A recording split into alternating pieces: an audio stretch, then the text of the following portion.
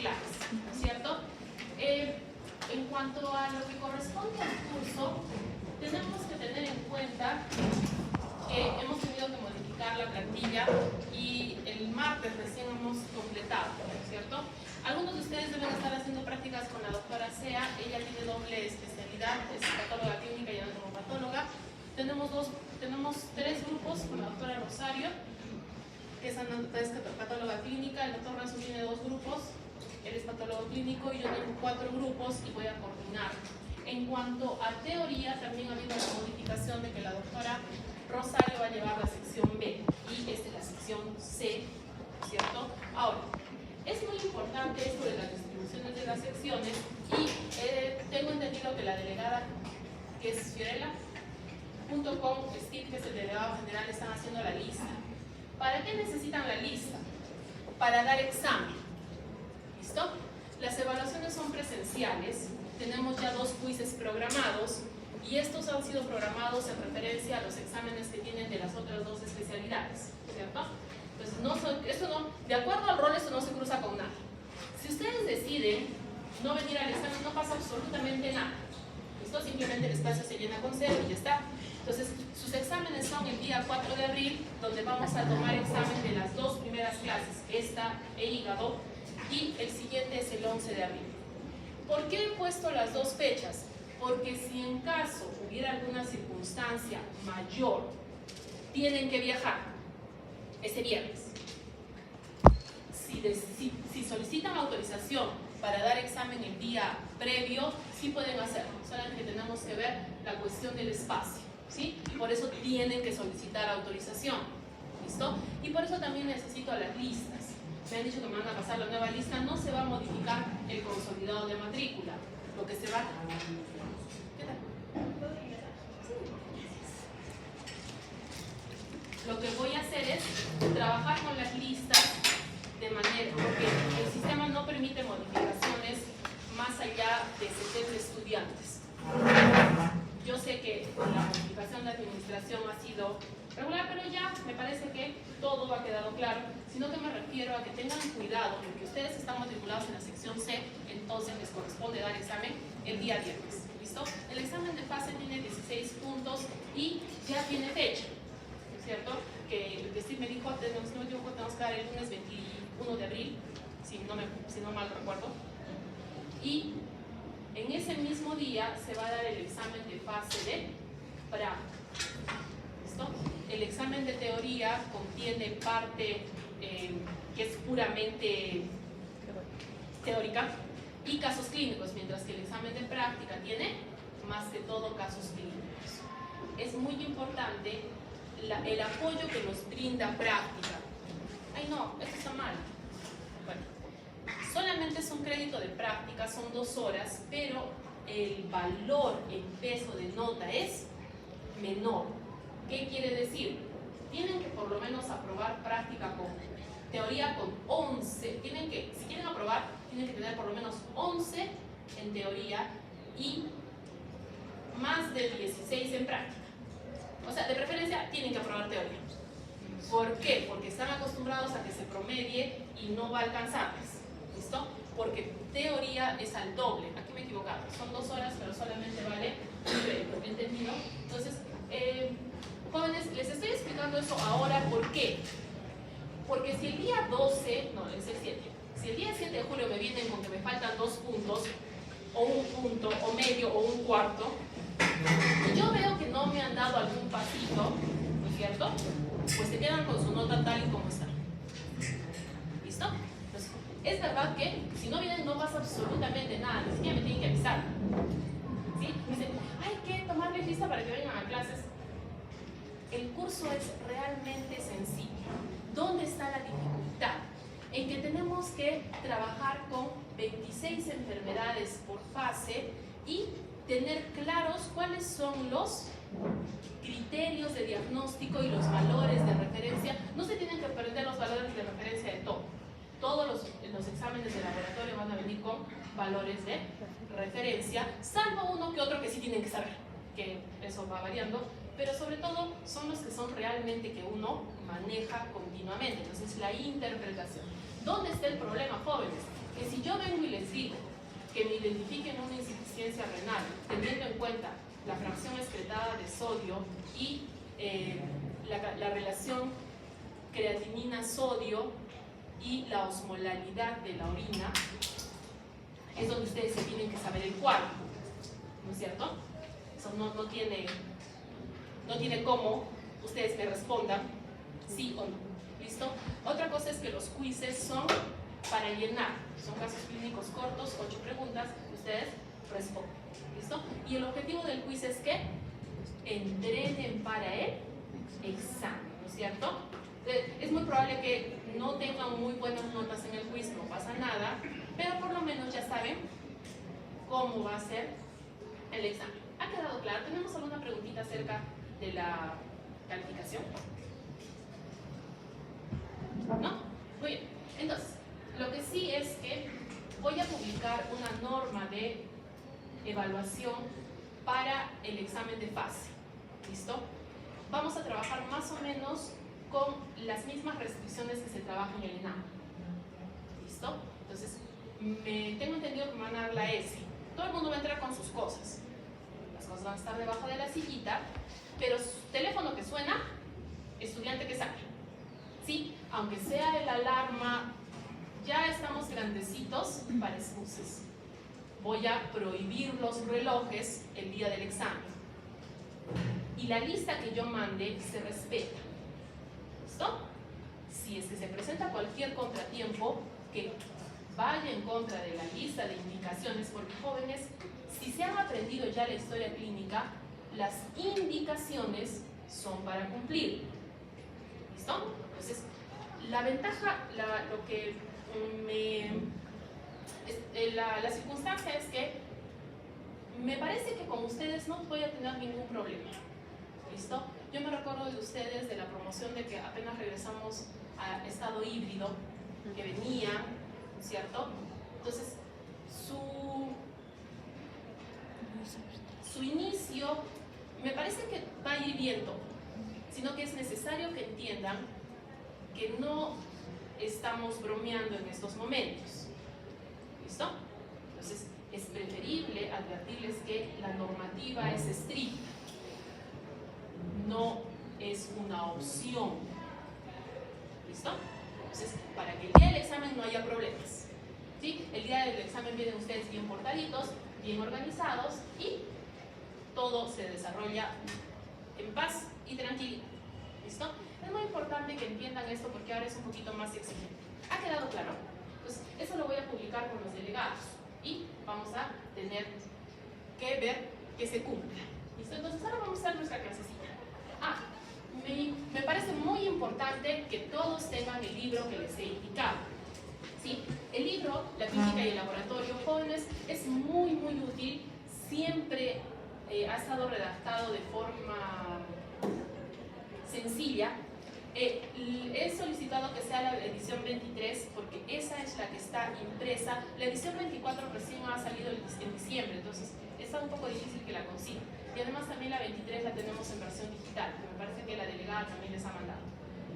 ¿Por qué hago hincapié en esto, jóvenes? El libro es grande, pero es bastante sencillo.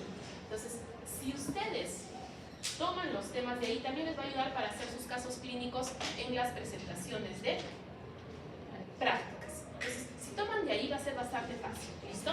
Y hay muchas enfermedades que no estamos considerando. Yo sé que recién están haciendo ginecobstetricia, pero no importa, igual que también recién están haciendo pediatría, pero estas enfermedades ya tienen bastante referencia ustedes por todo lo que han hecho en cirugía y medicina interna. Entonces, vamos a poder llevarlo y sobre todo es que sea puntual. Muy bien, entonces vamos a comenzar con lo que corresponde a aparato urinario, que es uno de los que con mayor frecuencia vamos a tener en la consulta. Entonces, la insuficiencia renal aguda, jóvenes, versus la insuficiencia renal crónica no es solo una cuestión de tiempo. Aquí lo más importante es la reversibilidad. Generalmente la insuficiencia renal aguda puede ser reversible. La insuficiencia renal crónica ya no. ¿Listo? Y la terapia de reemplazo renal es la diálisis o el trasplante. Por lo tanto, es indispensable el laboratorio para identificar al paciente apenas está comenzando a tener deficiencia de la función renal. ¿Por qué? La deficiencia de la función renal generalmente no da síntomas. Tenemos que buscarla y tenemos que tratar de actuar de la manera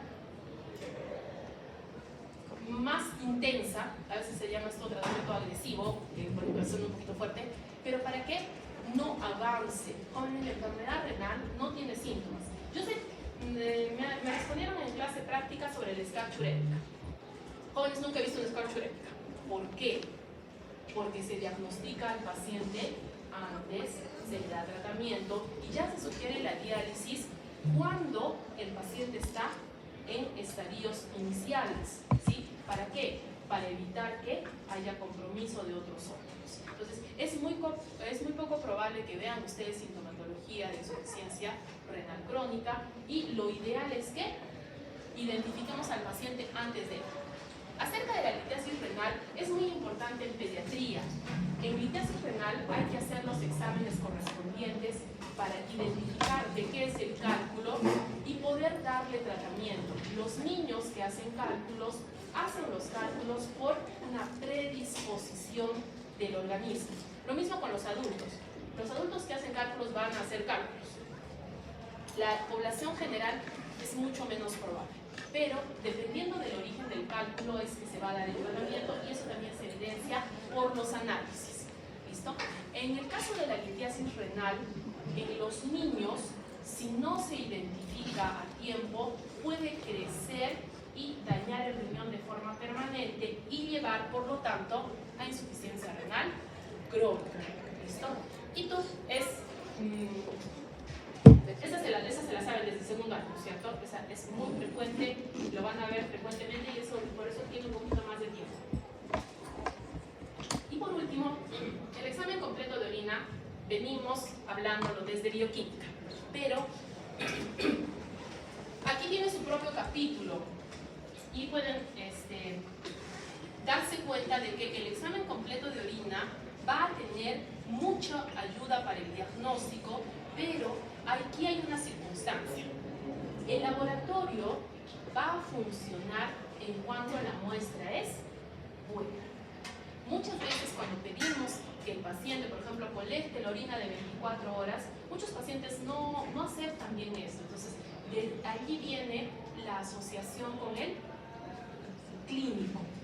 Porque si el médico clínico le dice, esto es importante, no importa, haga la colecta el domingo y en el laboratorio le van a cambiar la fecha para que usted vaya con calma.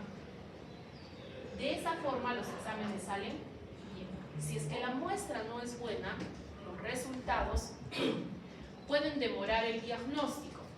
Entonces, es muy importante entender este apoyo que hay entre las dos áreas de trabajo, la parte clínica y el laboratorio. Muy bien.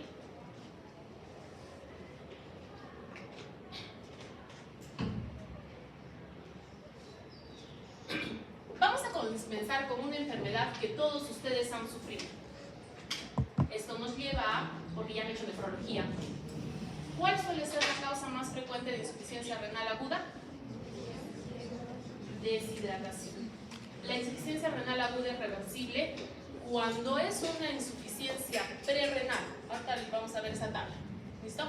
La insuficiencia renal aguda se clasifica en tres: prerrenal, renal y postrenal.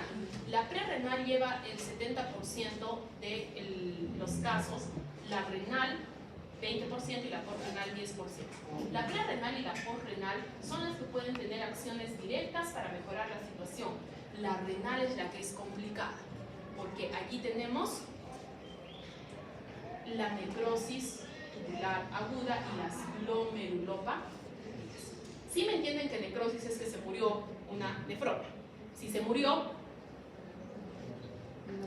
ya no hay cómo recuperarla. Por eso es que trabajamos las infecciones renales en el mismo capítulo. Una de las causas de que haya insuficiencia renal son las infecciones de tracto urinario a repetición. Porque en cada una de esas infecciones se van dañando túbulos, se van dañando y se va perdiendo. Y el paciente se da cuenta, no se da cuenta. Entonces, por eso el enfoque de diagnóstico metodología es válido en estos casos. ¿Listo? Entonces, hablamos qué significa insuficiencia renal aguda. Primero es la presencia de oliguria. ¿Qué cosa es oliguria? Cuando disminuye a menos de 500 mililitros, pero en 24 horas. El siguiente es el guianuria, que es menos de 100 mililitros por día. El hecho de que un paciente no produzca orina, eso ya solamente sucede en los estadios finales de insuficiencia renal crónica. Por eso es que las funciones vitales son importantes, las funciones biológicas son importantes en la historia clínica. Se le pregunta al paciente si es que hay una orina, cuántas veces, si es que, porque a veces el paciente no se da cuenta y cuando tú le preguntas te dicen no, pero no, es que no hace pis el niño, es mucho más frecuente en los niños, desde la mañana y es mediodía. Entonces ya estaríamos en insuficiencia renal aguda o no. Y jóvenes, esta parte de aquí se la van a aprender de memoria. Este es un criterio diagnóstico útil en pediatría. Cuando ustedes estén en pediatría, se hace control de orina. En algunas veces se le pone la bolsita colectora, que es la de hacer examen de orina, solamente con el objetivo de medir. ¿Por qué? Porque a las 6 horas comienza el daño renal. Si ustedes se dan cuenta, en general el diagnóstico te está hablando de 48 horas, es decir, en este caso es decir que algo que ha producido daño rápidamente. Jóvenes, pero en 48 horas ya estamos en problemas. Es verdad que podemos revertirle en la mayor parte de casos, pero es mejor saber que desde las 6 horas sin producción de orina ya estamos en criterio de insuficiencia renal aguda. ¿Listo? Entonces, esto de aquí, esto sobre todo es para los niños. Los niños no podemos... los niños tienen un volumen de orina muy pequeño. Si alguien ha tratado de colectar una muestra de orina en niños, con 2 mililitros hacemos milagros. No vamos a llegar a esos valores. ¿Entendido? Entonces, esto se lo tienen que aprender para pediatría. Porque pediatría, yo recuerdo que lo primero que comienzan es deshidratación y rehidratación, A, B, C, ¿no es cierto? Entonces, uno de los criterios es este, 0.5 mililitros por kilogramo por hora, y por eso es que hay que hacer control de diuresis, porque si es que estamos por debajo de 0.5, ya estamos en una insuficiencia más avanzada. De manera general, tanto como para niños como para adultos, pero sobre todo para adultos, este criterio de incremento de la creatinina es importante saber la creatinina basal, pero no siempre vamos a saber la creatinina basal. Generalmente consideramos que está dentro del rango de normalidad. ¿Se recuerdan que en su tarea dice de que tenemos que responder por qué la creatinina se considera una prueba de función renal? ¿Se acuerdan? ¿Por qué la creatinina se considera una prueba de función renal? Es un producto de desecho que se va a filtrar casi solamente por el riñón. Muy bien. Entonces, la creatinina simula la curva de filtración glomerular, puesto que se filtra en el 100% y se reabsorbe solamente un 2 a 4%, que se considera un valor despreciable. No es que le tengamos tirria, no le tenemos ningún problema, pero es casi la creatina. Entonces aquí, por favor, piensen, por favor. Vale, todos concentrados. La creatinina me indica la filtración glomerular. ¿Dónde habrá más creatinina? ¿En el plasma o en la orina? ¿En dónde? Muy bien, en la orina. ¿Listo? ¿Me entienden eso? Entonces, ¿por qué hacemos ese hincapié? La prueba de creatinina no solo tiene varios componentes. Si en plasma la creatinina está baja, está todo bien, porque la creatinina se produce casi de forma constante. En orina, por lo tanto, tiene que estar alta, y por eso es muy importante medir la creatinina en orina. Si en orina la creatinina está baja, ya comenzamos a tener problemas. Para el caso de los pacientes deportistas, ahí sí todo se fue hacia la desgracia. ¿Por qué? Los fisicoculturistas se acepta una creatinina de 3 como normal.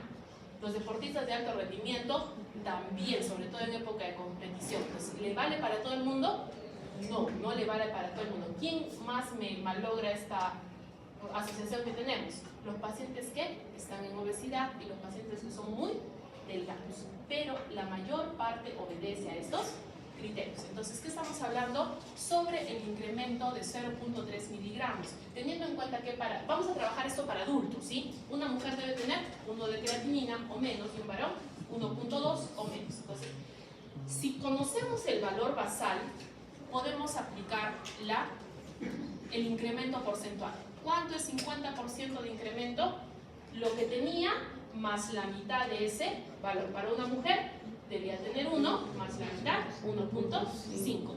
100% significa el doble. Y cuando estamos aquí en el aquí 2, dice del doble al triple de su valor basal. Entonces, el triple en una mujer sería 3. Pero si es un paciente deportista, está bien. Entonces, ahí es donde comienzan los problemas. Pero necesitamos el cuadrito para todos los que no causan problemas. ¿Entendido? Y ya la siguiente es que está por encima del triple y es una situación más delicada. Este cuadrito es lo que nos define la diferencia entre ira renal y renal intrínseca. Ahora, ya habíamos establecido que la creatinina en plasma tiene que ser menor a la creatinina en orina, ¿no es cierto? Muy bien. Y entonces ahora viene el sodio. Hemos dicho que la creatinina es el examen para evaluar la filtración glomerular. Ahora, el sodio debe estar en el plasma o en la orina. En el plasma. ¿Por qué? Si hemos dicho que todo se filtra, ¿no es cierto? ¿Qué se debe hacer para que el sodio se quede en el plasma? Reabsorber. Entonces, ¿por qué hacemos la evaluación de sodio? Para evaluar la reabsorción renal. ¿Sí se acuerdan de todo ese segundo año, no? Qué bueno. Entonces, ¿el sodio dónde debe estar? En el plasma. Si yo comienzo a encontrar sodio en la orina, ¿estamos mal o no? Sí. Esta primera prueba es muy importante, jóvenes.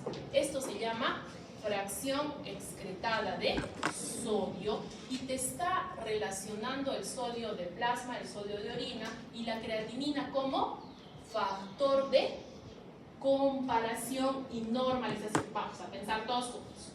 ¿Listo? En orina se acepta hasta 20 miligramos de sodio, ¿no es cierto? Y lo normal de creatinina en la orina es 1 gramo. ¿Listo? Entonces, si solamente mides el sodio y te sale 20 gramos, ¿tú qué pensarías? 20 miligramos, dices, está bien. Pero si luego yo te digo que tienes 20 miligramos, pero tienes 0.5 de creatinina en orina, ¿esa función renal está bien? No, o sea, no está filtrado. Por lo tanto, ese sodio está peor de lo que pare. Para eso sirven estas cositas. Que yo sé que agarras el teléfono y pones los datos y sale de inmediato. Inclusive hay fórmulas que más o menos te prorratean cuánto sale y te inventas un poco y ya está. Pero lo importante es el resultado.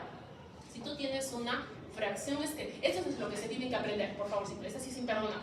La fracción excretada de sodio menor a 1 es prerrenal y mayor a 1 es renal. Este es indispensable, ¿cierto? Y ahora dirán, doctora, pero aquí está solito el sodio de la relación de sodio, orina, plasma.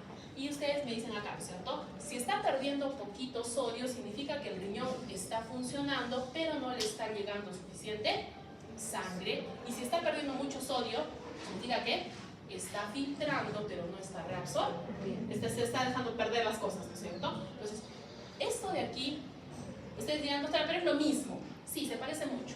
Sino que en algunos casos no vas a tener creatinina. ¿Me entienden? Cuando tu laboratorio tiene la creatinina en orina y sodio en orina, tienes los valores completos, puedes hacer fracción excretada. Si no, por lo menos te tienes que conformar con excreción de sodio, ¿no es cierto? La relación de sodio. Muy bien. Entonces, ahora, nuevamente pasa lo mismo. Si tienes creatinina plasmática y en orina, puedes hacer la relación.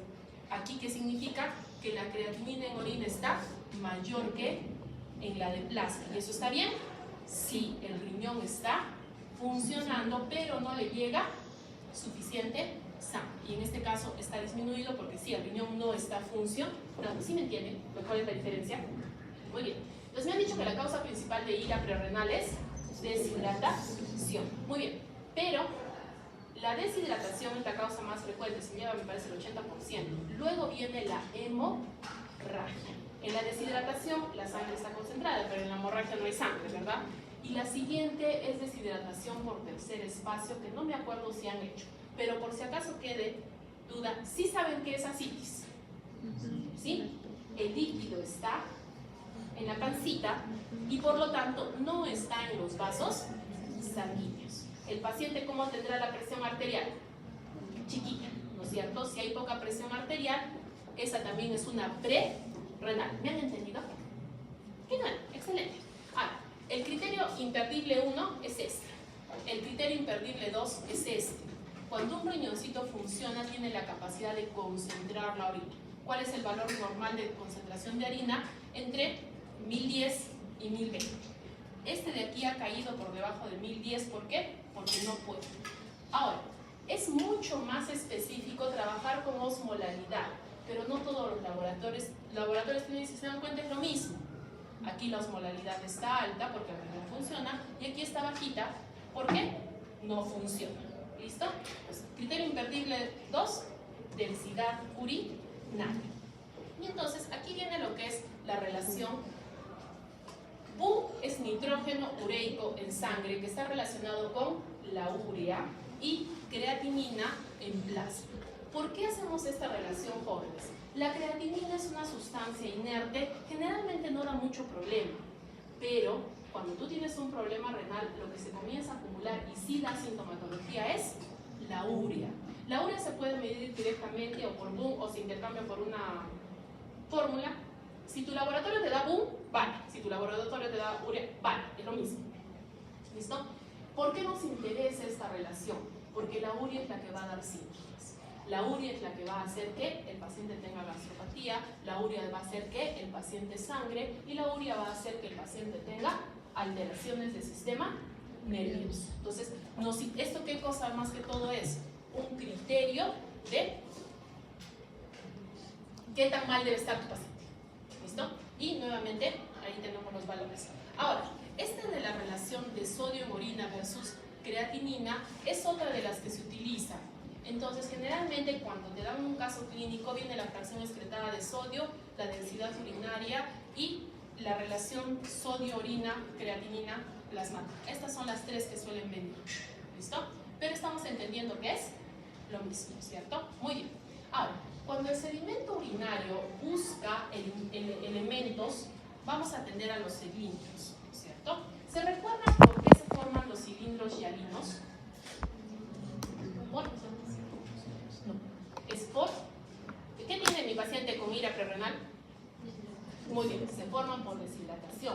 Pero esos cilindros son algo que aparece, es una sustancia anormal o simplemente es una modificación fisiológica. Modificación fisiológica. ¿Qué son los cilindros hialinos? La condensación de la proteína de Tams-Forfar. ¿Qué es la proteína de Tams-Forfar? Es una sustancia mucosa que sirve para que se adhieran las bacterias y otros, ¿cómo se dice?, cristales para que sean eliminados. Funciona igual que el moquito en la nariz, para que no se enferme, lo mismo. Pero como está deshidratado mi paciente, no hay orina que llegue a los túbulos y se queda coagulado. Entonces, ¿cuál es la gran ventaja de los cilindros hialinos? Son reversibles. Si yo resuelvo la deshidratación, el paciente va a dejar de tener cilindros hialinos. Ahora, los cilindros granulosos, esos sí no son reversibles. Los cilindros granulosos significa que las células de los túbulos se han muerto y se han juntado. Entonces, ¿ya se murió algo? Sí. Entonces, cuando desaparecen los cilindros granulosos en un paciente, generalmente significa que ya no tiene más tubulitos que se mueran. Entonces, la desaparición de los cilindros granulosos llama la atención porque suele ser que el paciente empeora. Los cilindros granulosos, todos los cilindros son anormales. Por favor, apunten eso. todos los cilindros son anormales. Los cilindros hialinos pueden revertir, los otros cilindros no revierten.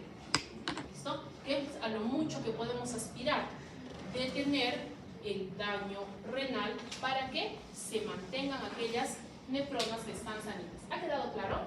Entonces, ¿qué nos vamos a aprender?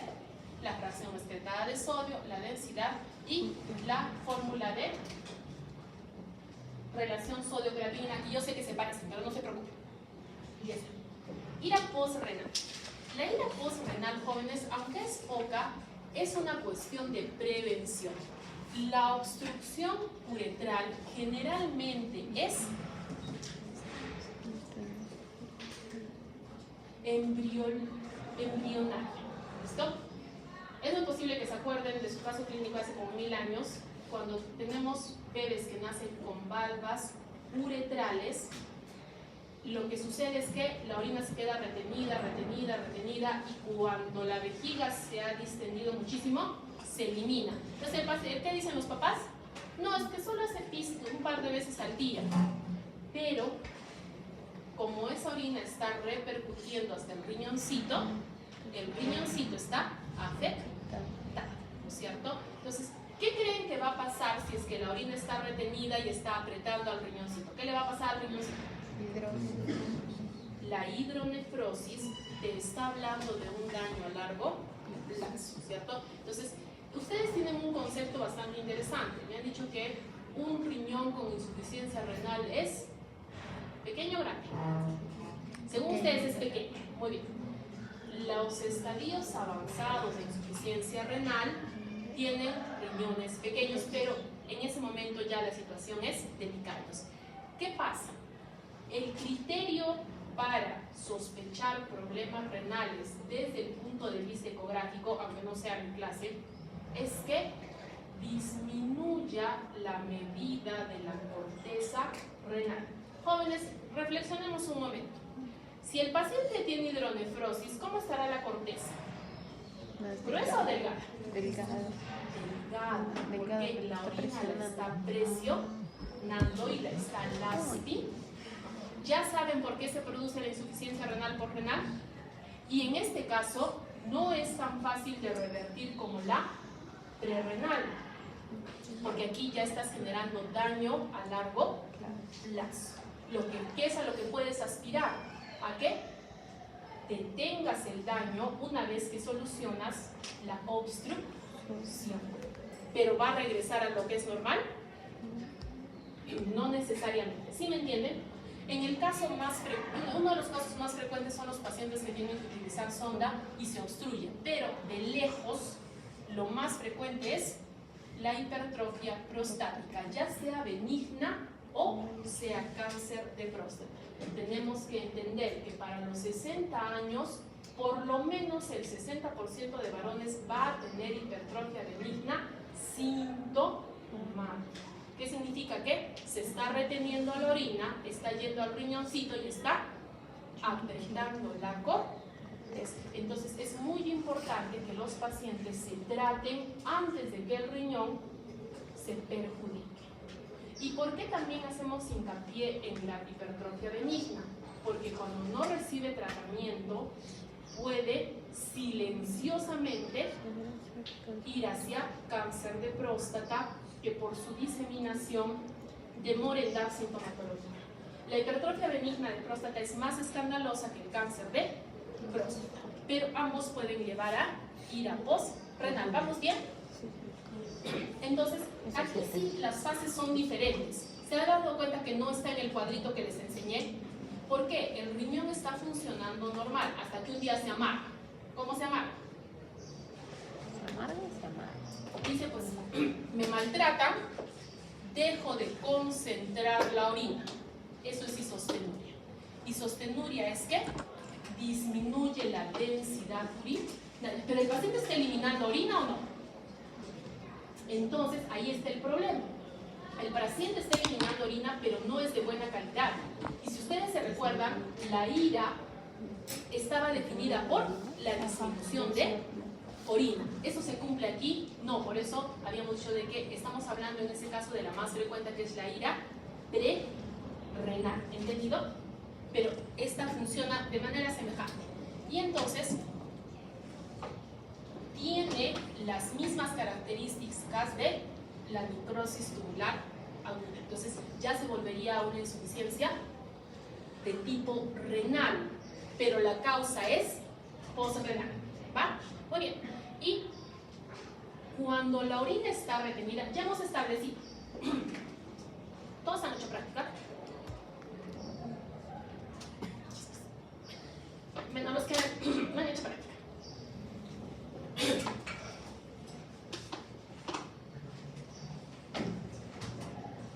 ¿Hay bacterias en orina? Normalmente. No. Hay pocas. Hay pocas. Otra vez. ¿Hay bacterias en orina normalmente? No. ¿Dónde están las bacterias? En la uretra. El último centímetro de la uretra está colonizado por vía ascendente. ¿De dónde? Del epitelio. El epitelio, el borde de la uretra, siempre tiene bacterias. Ahora, las bacterias poquito a poquito van subiendo. ¿Y cómo son eliminadas? Por la orina. Pero, si tú tienes la orina retenida, el paciente no está yendo al baño y las bacterias siguen. Perdón. Jessiquita, sí, dime. No te preocupes, ¿qué pasa?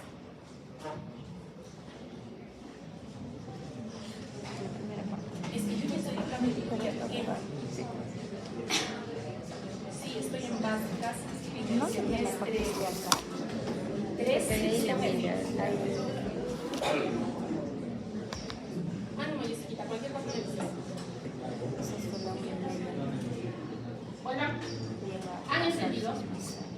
Cuando la orina está retenida, esas bacterias no tienen cómo ser eliminadas, entonces es más probable que generen infecciones urinarias que no tengan muchos síntomas. No siempre van, porque el paciente se acostumbra. Dice, no, siempre tengo molestias para orinar. Siempre es difícil eliminar la orina. Siempre tengo un poco de dolor. Entonces tú dices, ¿y desde cuándo estará usted con infección? No se sabe. Y eso perjudica mucho más al riñoncito. ¿De qué se queja el paciente? De que la orina tiene generalmente mal olor. Hemos establecido que los nitritos son productos del metabolismo de las enterobacterias, y las enterobacterias son las que con mayor frecuencia van a ocasionar las infecciones urinarias. ¿Listo? Entonces, ¿y todo eso por qué? Por no hacerse el examen de la próstata, ¿no es cierto? Aquí también vienen los cálculos, sobre todo los pacientitos que tienen cálculos grandes y que a veces se quedan enclavados en el uretre parcialmente. O sea, el cálculo se quedó y que hay una luz pequeñita, por lo que poquito a poquito sale la orina, pero igual perjudica. Entonces, a eso no referimos. ¿Ha quedado clara? Sí. Entonces, esa es la insuficiencia renal aguda. Vamos con la insuficiencia renal crónica. ¿Cuál es la definición de insuficiencia renal crónica? Disminución de la filtración glomerular por debajo de 60. ¿Listo? Entonces, ¿por qué tiene tantos estadios? Porque hay enfermedades que van a matar al riñón poco a poco. ¿Cuáles son las dos enfermedades más importantes que matan al riñón poco a poco? Diabetes mellitus e hipertensión. ¿Cuántas personas conocemos que tengan diabetes mellitus?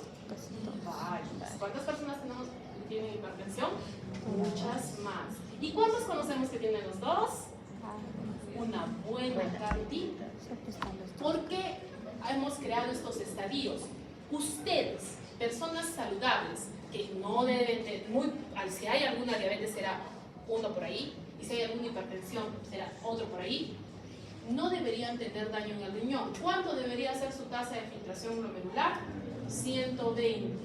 Y generalmente en personas jóvenes, menores de 30 años, y todos ustedes son menores de 30 años, ¿no? 125. Si lo ponemos en porcentual jóvenes, es 1/3 de pérdida de la función renal. ¿Listo? Es como, en sus notas sí me entienden, ¿no? Es como si tuvieran 14 en vez de tener 20. ¿Y 14 está más o menos o no? Está más o menos, pero bien no está. ¿Me entienden? Por eso es que comenzamos a evaluar al paciente cuando está en 90. Y por eso se llama estadio G1. ¿El paciente tiene síntomas? No. ¿El paciente tiene insuficiencia renal crónica? No. Si el paciente tiene una enfermedad de fondo y no la controlo, ¿voy a terminar en insuficiencia renal de verdad? Sí. Y eso solo se detecta con el laboratorio. Todas las personas dicen, ¿para qué me persiguen? ¿Para qué me hacen si ya tengo la diabetes? Para que no se complique usted y aparte de la diabetes lo tengamos que meter en diálisis. Han ido a diálisis, ¿sí? Han visto la sangre del pacientito dando vueltitas y vueltitas y vueltitas por 3 horas mientras el paciente lo único que hace es mirar cómo es una terapia excelente, pero es también un poquito difícil, ¿no? Entonces, por eso es muy importante cuidar el riñoncito, ¿sí? ¿Cómo voy a obtener el filtrado? Mediante la depuración de creatinina. La gran diferencia entre la medida de la creatinina y la depuración es que se hace una medición real. Yo podría saber en este momento cuánto es su tasa de filtración glomerular. Sí. ¿Qué necesito? Su creatinina en plasma, peso, edad y sexo. Nada más. Esa es la fórmula básica y es una de las que mejor se adapta. La fórmula que considera raza, se pasaron 3 fórmulas. Sí, espero que reconsideren pronto. Esa es la que ha puesto la Kigo en el 2024, pero no, mala idea, no. Porque les tengo que avisar que las razas no existen en el ser humano. ¿Listo? Nuestra variabilidad genética es tal que no hay forma de decir que hay una raza u otra. No, solo hay seres humanos jóvenes. ¿Listo? Entonces, para quien opine que existen las razas, es importante que revise un poquito más de toda la mezcla genética que generalmente tenemos. ¿Listo? Entonces, por eso esa no es muy recomendable. Porque además, ¿cómo decimos que es un paciente de raza negra u otro? Está un poquito complicado. Este de aquí, el estadio 4, es donde el paciente está sintomático florido. Todo eso que aprenden, descarga urémica, gastropatía urémica, diástasis urémica, todo eso está por aquí. O sea, estamos lejos. Muy bien. Y aquí, por debajo de 15, ya tenemos que dializar obligatoriamente o trasplantar. ¿Listo? Ahora, esto de la creatinina no se modifica tan rápido. ¿Cuál es uno de los que con mayor frecuencia nos va a alertar de que mi paciente ya está haciendo insuficiencia renal? La albuminuria. Existen 2 formas de albuminuria. La microalbuminuria es cuando tú colectas la orina de 24 horas, tomas una muestra y mides. Si tienes 30, menos de 30 está bien. Y 300 es el punto de corte. ¿Por qué? Porque a partir de 301 lo lee la tira reactiva. ¿Listo? Entonces, si ya en la tira reactiva te da proteína positiva, ¿la proteína está mal o no? La tira reactiva solo lee albúmina, por si acaso. ¿Listo? Entonces, por ejemplo, en algunos casos, si uno está buscando otra proteína, no sirve la tira reactiva. Entonces, si ya tienes una albuminuria de 300, pues en cualquier examen de orina te va a salir. ¿Por qué tiene que ser en orina de 24 horas, jóvenes? Porque la albuminuria no es constante. Hay momentos en que hay bastante albuminuria y hay momentos en que no hay. Entonces, si uno tiene una muestra al azar y da negativa, no necesariamente es correcta. Ahora, ¿por qué no es el mejor examen? Porque no estamos considerando a la creatinina. Pasa lo mismo que al comienzo, ¿no es cierto? Si a mí me sale un examen de 30, podríamos decir que está normal, porque tampoco lo vamos a asustar al paciente con 30. Y si luego me viene la creatinina en 0.2 en orina, ¿eso estaba normal? No, me está hablando de una reducción de la función y por lo tanto la proteinuria está más alta. Entonces, hacemos estos 2 exámenes. ¿Cada cuánto tiempo? Cada año. ¿Para qué? Para poder identificar si es que el paciente está teniendo un tratamiento suficiente para cuidar al riñón. Porque ustedes pueden haber recetado el tratamiento, la dieta, todo, y el paciente estará cumpliendo. Si es que Y otras veces es que la enfermedad de fondo es muy agresiva y el tratamiento no es suficiente. Tenemos que ser un poquito más exigentes o darle un fármaco un poquito más fuerte. Entonces, eso se tiene que ir evaluando. ¿Está claro? Entonces, el detalle de la insuficiencia renal crónica es que ya no es reversible. O sea, no solamente que el paciente va a continuar con la insuficiencia desde que la detectemos, sino el hecho de que no tiene un tratamiento específico, o sea, no tiene un tratamiento de curación. Lo único que tiene es un tratamiento paliativo. Y el objetivo es frenar la destrucción de más nefritos, ¿cierto? ¿Estamos bien? Sí, ¿cierto? Entonces hemos dicho, ¿cómo puedo diagnosticar?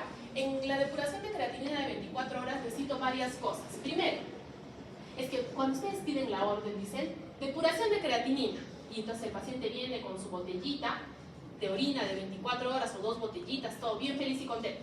Y le decimos, ¿dónde está su orden para sangre? Porque ¿se acuerdan que les dije que era la depuración de creatinina? La comparación del plasma con la orina transformado a superficie corporal. Entonces, si no me hacen la orden de sangre, ¿de dónde voy a sacar la información? ¿Y qué más? Es muy importante que en el consultorio se pese y se talle al paciente, porque hay veces que pacientes llegan y dicen, ¿cuánto pesa? 60 kilos, si tú lo ves, está más gordito que tú, dices, claro. Entonces, en el laboratorio no tenemos esa opción de pesar y tallar al paciente. Entonces, lo ideal, ¿qué cosa sería? Que en la orden diga, quiero una depuración de creatinina, el peso del paciente es tal, la talla, que haya sido verificado, ¿no es cierto? Porque los pacientes se andan quitando kilos jóvenes, sobre todo cuando les van a quitar la dieta, ¿sí? Entonces, imagínense que están en el CERUS, ¿sí? Se recuerdan que ya hemos establecido que su primer año de trabajo va a ser el CERUS. Estos solamente están en los laboratorios de los hospitales. Puede ser que tengas suerte y tengas un laboratorio más cercano que te pueda hacer por lo menos creatinina en plasma, y ya es bastante. ¿Se acuerdan que han hecho eso en fisiología? No sé si llegaron a hacer. Bueno, pero normalmente tratamos de hacer, no es muy complicado, pero entonces ahí es donde te sirve la fórmula y puedes más o menos ver cómo está yendo la filtración glomerular. Una de las más sensibles es la que corresponde a la cistatina C. La cistatina C es una sustancia que proviene de las células nucleadas de la nefrona. Entonces, sus niveles nos hablan son muy fidedignos para insuficiencia renal. Problema: la cistatina C es una sustancia que se está utilizando desde hace poco. Yo estoy segura que en los hospitales no se está dosando y no he visto ningún laboratorio privado que ya la haya traído. Pero tengan ustedes en cuenta que en 2 años ustedes van a estar en el internado y es posible que eso ya se modifique. Pues, ¿para qué sirve la cistatina C? Para hacer una fórmula de depuración de creatinina, pero es más fidedigna. ¿Listo? Sino que actualmente no la tenemos. Que tampoco la vamos a ir a pedir, no podemos hacer una depuración de creatinina que esa sí es fidedigna totalmente. ¿Entendido? Muy bien, pues ya hemos diagnosticado. Vamos con litiasis renal. La litiasis renal tiene muchas causas y generalmente está asociada a los cristales. ¿Cuáles son los cristales más importantes? El ácido úrico, el oxálico y el calcio. Estos exámenes hay que mandarlos a hacer en orina, sobre todo en los niños, porque si no se controlan los cálculos en los niños, van a terminar en insuficiencia renal. ¿Por qué? No van a desaparecer por ellos solos. ¿Listo? Entonces, aquí tenemos que la más frecuente de todos entre niños y adultos es la litiasis úrica, es decir, por la gran cantidad de ácido úrico. ¿De dónde viene el ácido úrico, jóvenes? De la carne. Sí, es parte del metabolismo de la carne. ¿Cuáles son las carnes que tienen mayor cantidad de ácido úrico? Las vísceras. ¿Listo? Entonces, eso es muy importante para poder dar el tratamiento. Pero, ¿qué pasa con las neoplasias hematológicas?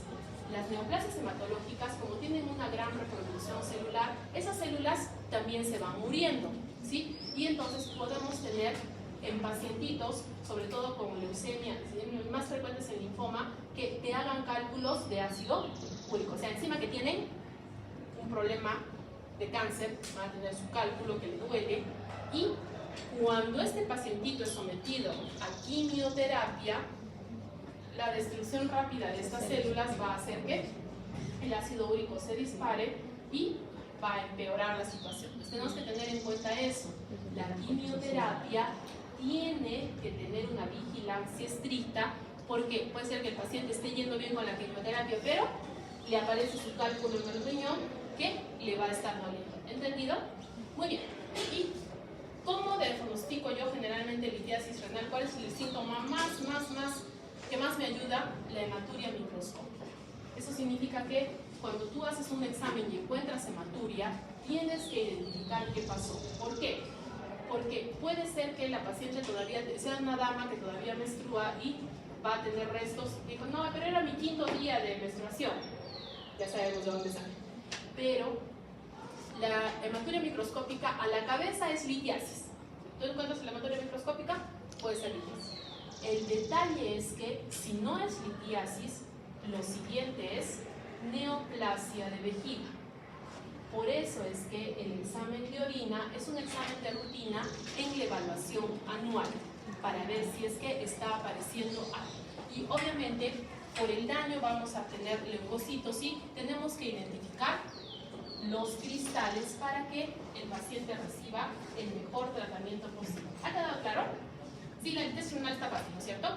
Muy bien. La infección de tracto urinario ustedes ya se la saben, ¿no es cierto? Hemos dicho que se causa por bacterias que causan síntomas, muy bien. En las mujeres es mucho más frecuente porque la uretra es mucho más pequeña y las enterobacterias están por ahí cerca y van a ingresar. Generalmente lo dividimos en complicada y no complicada. ¿Por qué? La infección urinaria baja, cistitis y uretritis, es poco probable que vaya a afectar severamente al paciente. La que sí es la pielonefritis, sino que la pielonefritis puede haber sido causada por una infección urinaria que fue ascendiendo. En los casos más severos, sobre todo cuando hay el síndrome de respuesta inflamatoria severa, es porque ha venido por vía hematógena. O sea, el pacientito está con neumonía y no está yendo bien, esa bacteria puede ir hacia el riñón, entonces va a tener disuria, poliaquiuria, no, directamente va a tener problema renal.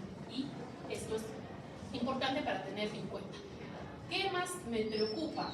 Cuando mi paciente no tiene un buen sistema inmune, sobre todo el paciente diabético. El paciente diabético tiene su sistema inmune bien lastimadito y por lo tanto las infecciones pueden con más facilidad dañar al riñón. Pero ya tenía daño por la diabetes, ya tiene daño por la infección, entonces eso se sobrepone. Luego hay que tener mucho cuidado con los pacientitos con sonda. Los pacientitos con sonda fácilmente puede haber contaminación, sobre todo si no se maneja bien, y si la sonda se pone en una situación difícil, o sea que cuando es una sonda difícil porque puede haber daño, pequeñas laceraciones, cuando no se ha seguido la técnica estéril y vamos a ingresar una bacteria, es complicado. Y sobre todo en los hombres. Los hombres pocas veces tienen infección del tracto urinario y por lo tanto hay que saber por qué le está pasando y dar un tratamiento completo y evitar que se repita, ¿no es cierto? Y entonces ahí viene el examen. El riñoncito tiene como función principal producir orina, pero la insuficiencia renal nos preocupa porque el riñoncito no solamente produce orina, sino además tiene funciones endocrinas que son necesarias para mantener los niveles de hemoglobina y la homeostasis del hueso. Entonces, es un órgano más complejo y si tú estás dañando la función de producción de orina, también estás dañando las otras. ¿Listo? Eso es lo que tenemos que tener en cuenta. Entonces, ¿para qué tenemos que decir? Lo que ya habíamos explicado es que la filtración se lleva a cabo en la primera porción, que es la cápsula de Roth, ¿cierto? ¿Quién me mide eso? Creatinina. La reabsorción se lleva a cabo sobre todo en el proximal. El proximal tiene que haberte recuperado el 99% de sodio. ¿Listo? Entonces, si no hay una buena reabsorción, es que el sodio va a incrementar en la orina. La reabsorción de los demás ya es más especializada, pero es en menor cantidad. ¿Listo? ¿Listo? Y por eso tenemos que tener en cuenta algo muy importante. Cuando cae la presión arterial, no está llegando sangre aquí, ¿cierto? Y esa es la que es la insuficiencia renal aguda pre-renal. ¿Es culpa del riñón?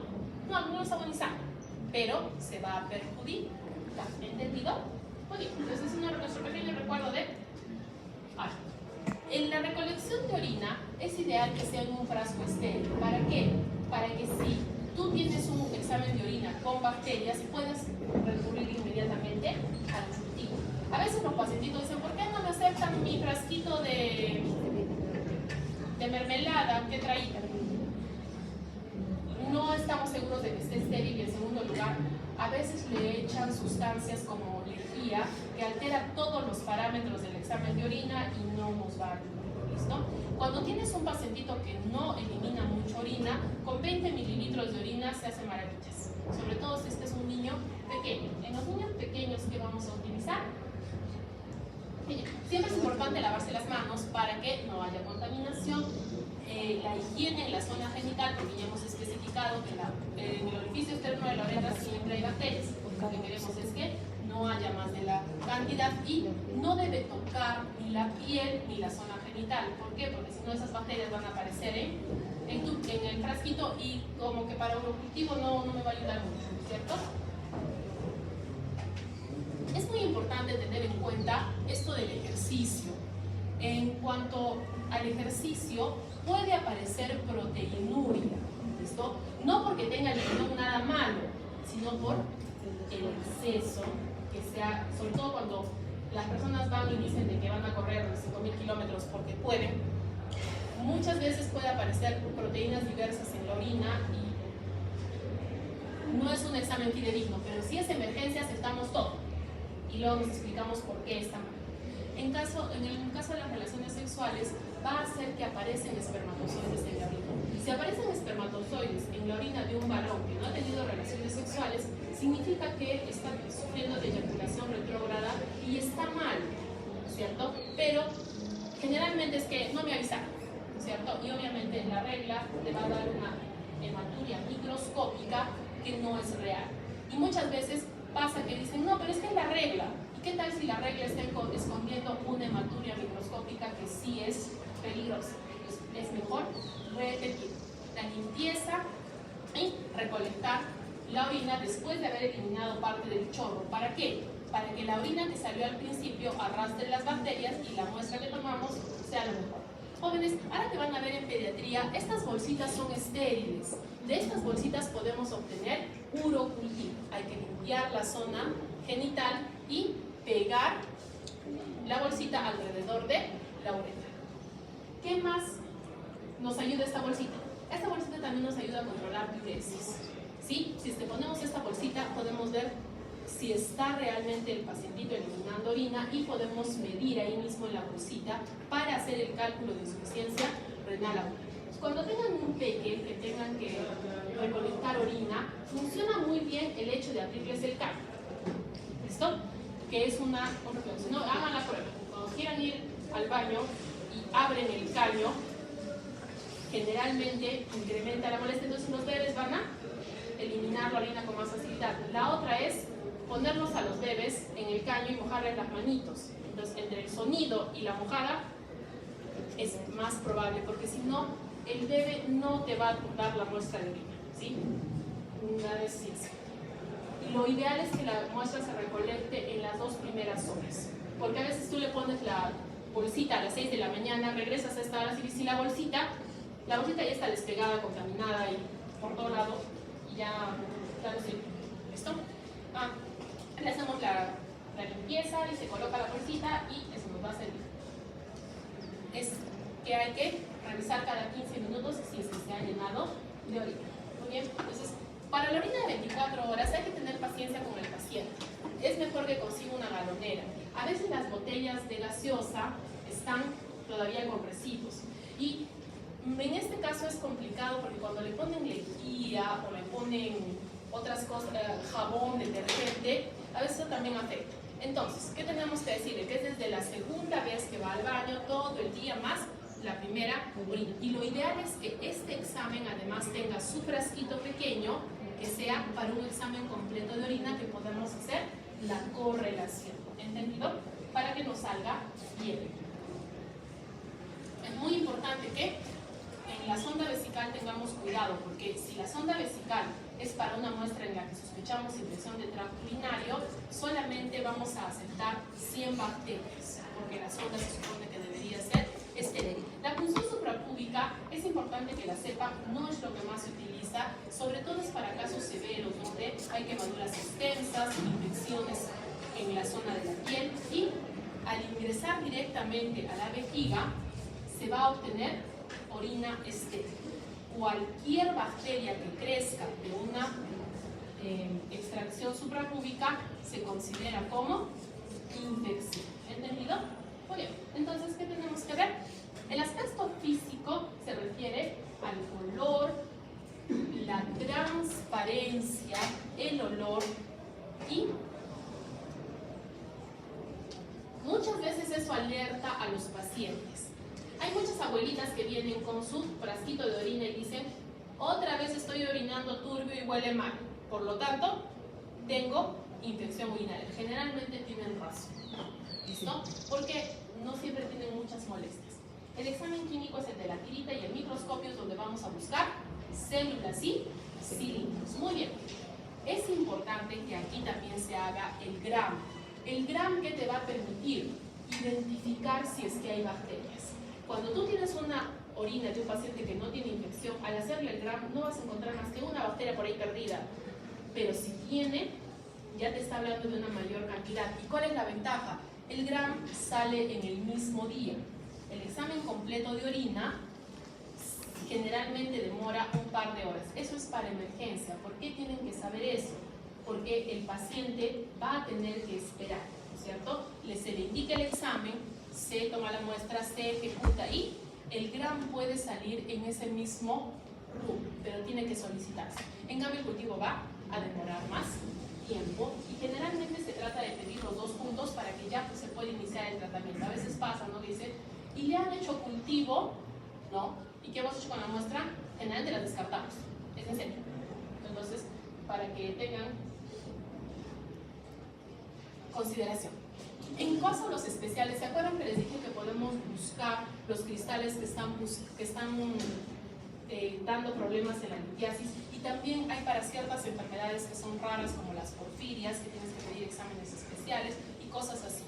En cuanto a los inmunológicos, la proteinuria puede hablarte de mieloma múltiple, que es una neoplasia. Entonces, hay neoplasias que dan proteinuria que no son de tipo albúmina. ¿Qué mide la tira?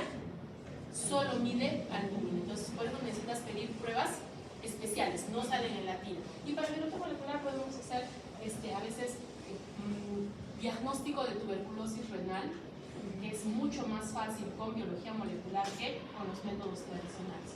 Entonces, de colores para que se recuerden, ¿no es cierto? Puede haber de todo color.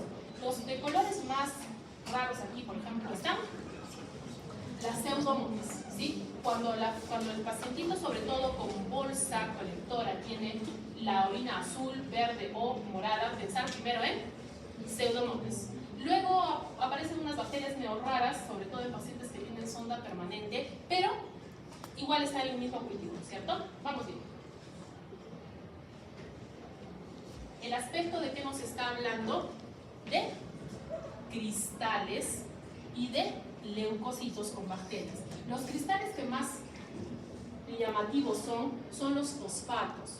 Muchas veces pasan los niños que tienen cristales de fosfato y la mamá dice, está orinando blanco. ¿Qué hacemos en ese caso? Se calienta, se tibia la orina y se vuelve transparente. ¿Ese niño tiene algo? No, no tiene nada. ¿Tiene tratamiento? Eso tampoco. Sino que a ver, convence a los padres. Buena suerte con los pediatras. ¿Por qué? No todas las cristaliurias son peligrosas y por eso tenemos que identificar cuál de ellas es. ¿Listo? Y acá, como están viendo, utilizamos siempre unas rayitas. Si no lees, está turbia, y si lees, es una orina normal. ¿Por qué les enseñamos eso? El serums. Cuando ustedes recojan una muestra de orina, no tengo laboratorio, doctora, pero algo podemos hacer o no. ¿Sí? Muy bien. Ahora, el olor se llama sui generis por la producción de urea, pero ¿en qué ictus va a haber afectación del olor? En aquellas que son por enterobacterias. Los nitritos, que son los que también se miden en la tira, huelen como a cuando se malogra el pescado, pero más suave, obviamente, ¿cierto? Entonces, todos los seres humanos tienen nitratos en la orina. Si tú le agregas a eso una enterobacteria, se va a convertir en nitrito. Muy bien, pero no es una relación muy fuerte. La mayor parte de veces es que la orina cambia de olor porque no se ha bebido suficiente cantidad de líquido. Y si es que la paciente te dice que siente un olor agradable como a fruta, esos son cetonas y generalmente están asociados a pacientes diabéticos o pacientes que están haciendo ayunos extenuantes. Cuando es un ayuno de más de 12 horas, puede comenzar a aparecer esto. ¿Listo? Entonces la paciente dice, es que estoy orinando como jugo de manzana. Huele a manzana.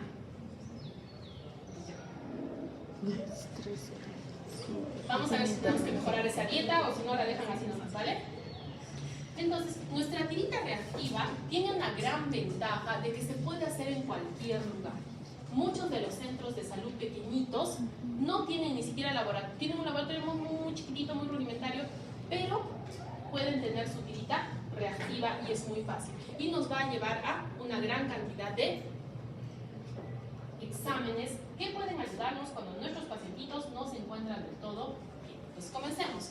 La leucocitoesterasa es una enzima. ¿Por qué le hacemos propaganda a la tira reactiva?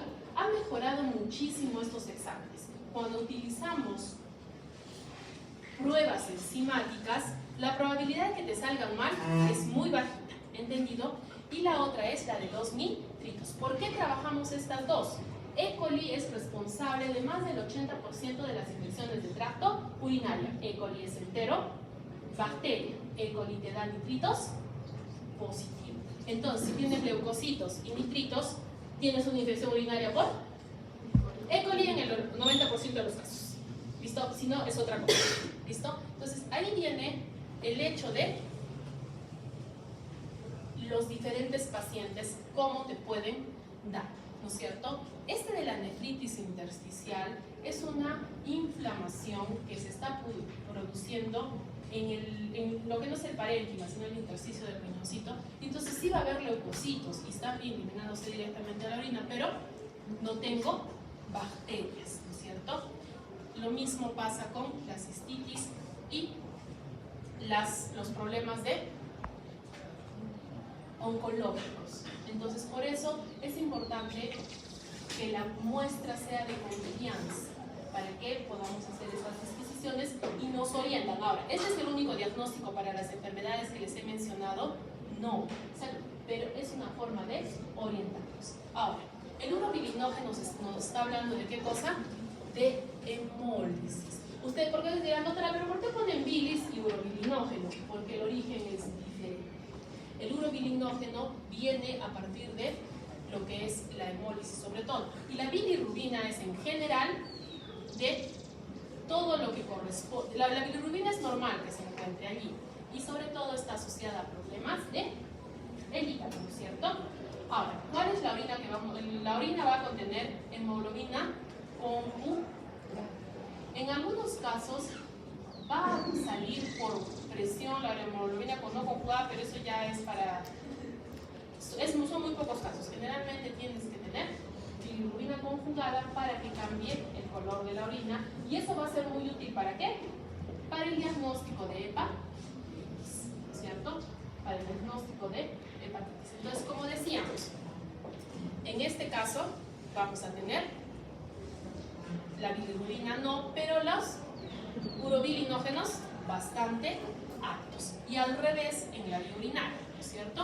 Ahora, en la enfermedad hepática depende, porque en algunos casos va a haber predominio de bilirrubina directa y en otros casos de bilirrubina indirecta y por lo tanto no siempre nos va, no es específico. Por eso las enfermedades hepáticas las vamos a revisar en la siguiente clase, pero por separado. Muy bien.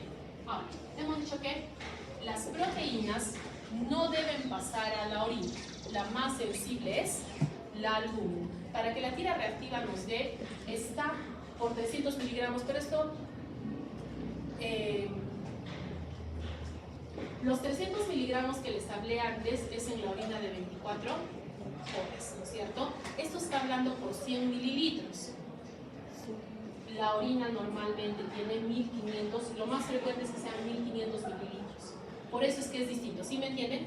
Entonces, para que la tira reactiva te dé positivo, del general tienes que tener más de 300 miligramos. Pero aquí nos está explicando cuando estamos pensando en rango nefrítico y rango nefrótico, podemos hacer una relación, ¿no es cierto? Pero generalmente para determinar eso es mejor. La tira reactiva te lleva a sospechar, pero la única forma de saber cuántos gramos se están eliminando para nefrítico y nefrótico es hacer el conteo de proteínas, que es un examen aparte, que ya es específico. Como les había dicho, la rhabdomiolisis es por ejercicio intenso. Los pacientitos que de pronto les entra la locura y se van 3-4 horas al laboratorio pueden eliminar mioglobina.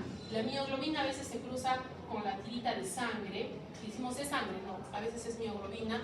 La otra es la proteína que no lee la tira reactiva, que es la del mieloma múltiple. Y en este caso, la proteinuria no siempre se va a detectar por la tira. Estas de aquí son las que no me detecta la tira reactiva. A veces la rhabdomiolisis me la detecta, pero en sangre, no en proteinuria. Y puede llevarnos a confusión. Muy bien. Allá. La ITU muy pocas veces va a dar proteinuria real. ¿Cómo así?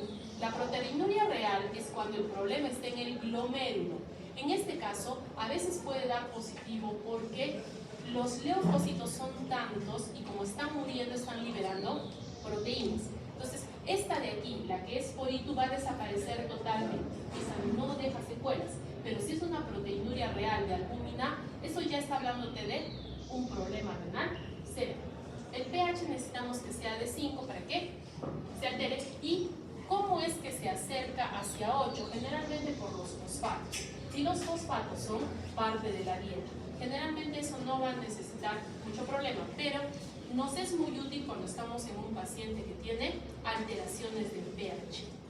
Tener en cuenta que el riñón es muy importante junto con el pulmoncito para regular pH. Entonces, algunas veces se piden estos exámenes, no porque yo esté sospechando que el paciente tiene infección urinaria, no porque quiero saber si es que el riñoncito me está ayudando a combatir los problemas de acidosis, sobre todo. Entonces, hemos dicho que tenemos dos posibles, ¿no es cierto? Hematuria y hemoglobinuria. Aquí viene algo muy importante.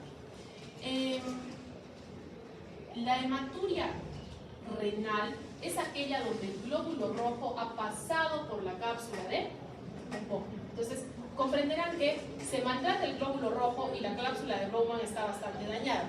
Entonces, eso generalmente está asociado al síndrome nefrítico, que está bastante mal, ¿no es cierto?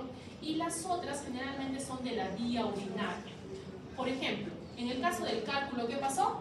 Pasó arañando y tenemos gotitas. En el caso de la ITU, jóvenes, para que los leucocitos pasen a la orina, tienen que haber salido de un vasito sanguíneo, ¿cierto? Entonces, mientras los leucocitos están atropellando ahí por salir, a veces se llevan a un glóbulo rojo inocente que estaba pasando. Por eso aparece la hematuria en la infección del tracto urinario y por eso se resuelve. Para la infección ya no hay leucocitos que arrastren a nadie y desaparece la hematuria. En el caso de la mioglobinuria estaba lo que les estaba diciendo. No se va a leer en proteinuria y se va a confundir como si fuera una hematuria.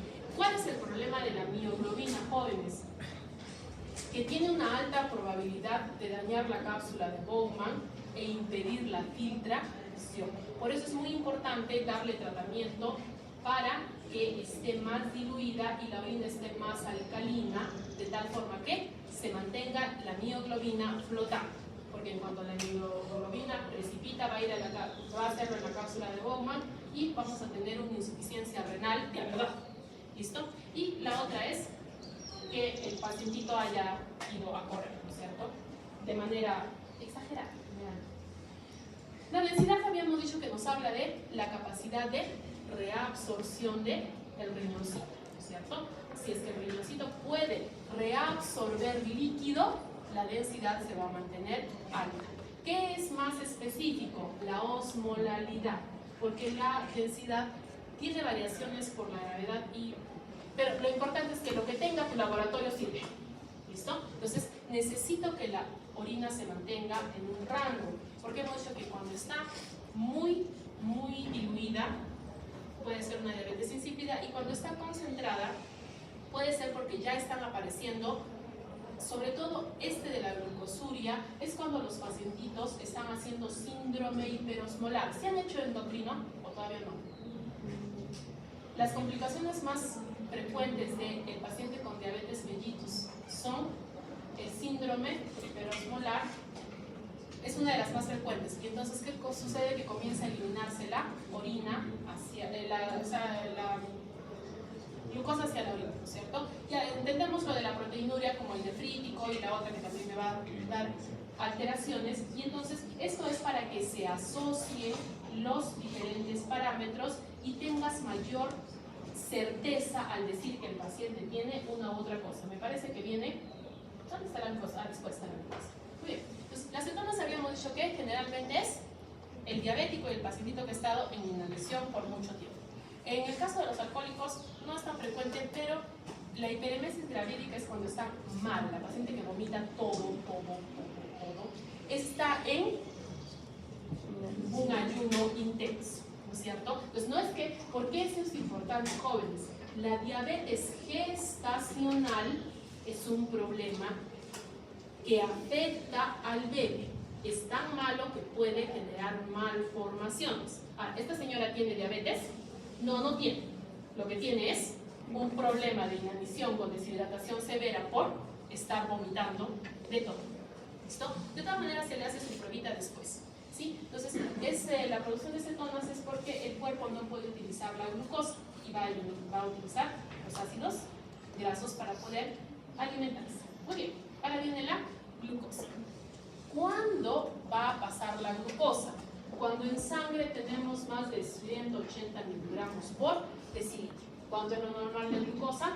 100. ¿Cuánto tiene mi paciente de glucosa en una emergencia de síndrome hiperosmolar? 400 a 800. ¿Listo? Entonces, la muestra que presenta glucosuria significa que el paciente está con la glucosa bastante elevada. Y además esto también te ayuda, el caso de la glucosa en orina, cuando el paciente está en hiperosmolaridad, te ayuda para controlar. No solo es que vaya bajando la glucosa, sino que esta glucosa va a tener que ser eliminada. Porque lo que hacemos en el paciente hiperosmolar es esconder a la glucosa en la celulita. Y entonces, de esa forma se va eliminando poco a poco. ¿Entendido? Muy bien. Allá en el microscópico, ¿qué es lo que nos interesa? Buscar celulitas. Las células epiteliales, las escamosas, son perfectamente normales. ¿Por qué aparecen las escamosas? Generalmente porque no ha habido una buena higiene. Si es que no se hace una buena higiene, todas las celulitas van a descamarse hacia el frasquito. Ahora, ¿los demás son anormales? Sí. En el caso de los hematíes, puedes aceptar un hematíe o dos que esté perdido, y hasta 4 leucocitos. ¿Se acuerdan que cuando los leucocitos salen a veces jalan un hematíe de sal y sal? Es por eso que esos son nuestros valores de referencia. Todo lo que está por encima de eso, ya hemos visto que es un problema. Y en el caso de las bacterias, puede haber bacteriuria si es que no ha sido una buena muestra, pero en la mayor parte de veces, si la muestra es buena, nos está hablando de una infección urinaria. Ahora, existe una gran cantidad de cristales. Aquí está el dibujito para que reconozcamos el ácido úrico, que es el principal productor de cálculos, y además se va a presentar en el síndrome de lisis tumoral. Eso significa que el tumor ha reaccionado muy rápido a la quimioterapia y está liberando montones de cosas por todo lado, y eso hace que el pacientito esté enfermito. Creo que todavía no han hecho onco, ¿no? Sí, sí han hecho oncología. Muy bien. Entonces, ¿cuál era el otro que nos preocupaba? El oxalato, porque va a producir cálculos renales. Y en el caso del fosfato, ya les dije que no era muy frecuente que sea problemático, pero hay que hacer la disquisición de cuáles de los fosfatos es, porque en algunos casos sí va a causar cálculos. Muy bien, muy sano. Ahí no me pasé. ¿Los cilindros son normales? No, nunca. ¿Cuál es la diferencia? Los cilindros yalinos son reversibles. En cambio, estos todos que les he puesto aquí son cilindros granulosos. ¿Se acuerdan que les dije insuficiencia renal aguda de origen renal va a tener cilindros granulosos? ¿Por qué decimos granulosos? Porque las células que están atrapadas parecen pues como granitos. Entonces pueden ser que haya atrapado glóbulos rojos, leucocitos o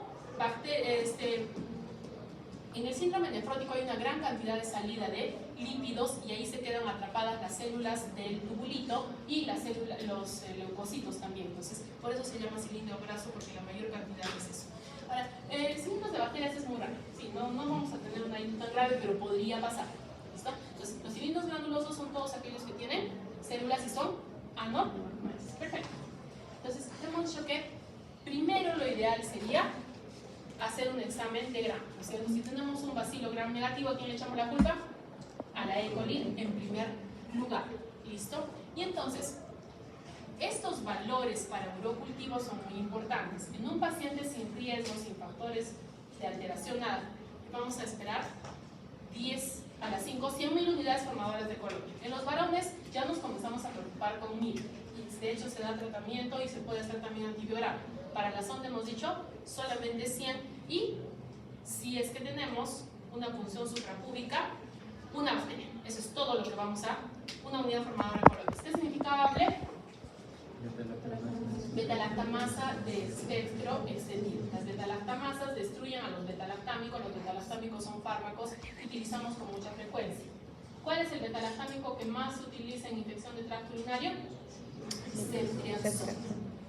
Pero en este caso no nos va a servir, ¿no es cierto? Las bacterias gram negativas son las que con mayor frecuencia tienen. Ya hemos hablado de la relación albúmina-creatinina para insuficiencia renal, ¿verdad? Sí, perfecto. Y aquí se da lo que les decía. Cuando no tienes, pides solamente microalbuminuria, que es el dosaje de la albúmina en orina de 24 horas. ¿Sirve? Sí sirve. ¿Qué es mejor? Pedir el dosaje en comparación con la cantidad de creatinina. Entonces, la relación albuminuria-creatinuria, ¿no es cierto? ¿Es mejor? Sí, pero si no tenemos, nos sirve el otro. ¿Entendido? ¿A quiénes hay que hacerle microalbuminuria, jóvenes? Al paciente diabético y al paciente hipertenso una vez por año. Muy bien. Y tenemos ahí, ya hemos dicho sobre la tasa de filtración glomerular, ¿se acuerdan? Necesito la creatinina en plasma, la creatinina en orina de 24 horas y peso y talla. Pero ustedes me dirán, ¿podemos hacer una fórmula? Sí, podemos hacer una fórmula. Muy bien. ¿Qué más? La producción de creatina ya les había dicho y la cistatina C les dije que es una prueba más reciente, que es mejor y cuando llegue, que de repente sea en un par de años, ustedes ya van a estar internos, van a saber que para hacer un cálculo de depuración de creatinina, un cálculo de filtración glomerular, es mejor utilizar la cistatina C en comparación a la creatinina. ¿Ha quedado claro? ¿Tenemos preguntas? Yo pensaba, en mi inocencia, que habían recibido la clase, pero me acabo de dar cuenta que no tienen acceso al aula virtual de la C, ¿verdad? Sí, me acabo de dar cuenta. Disculpe. Necesito la lista. Una vez que tenga la lista de ustedes, voy a matricularlos en la sección. Pero tienen acceso a la sección A. Yo siempre estoy en la C. Me acabo de dar cuenta, tienen acceso a la sección A porque tengo 200 estudiantes en la sección A y he colgado la clase el lunes. Todos nos hemos matriculado en esa sección. Es que nos matriculan Claro, todos. pero tienen acceso al aula virtual del curso Interpretación Laboratorial de la A y de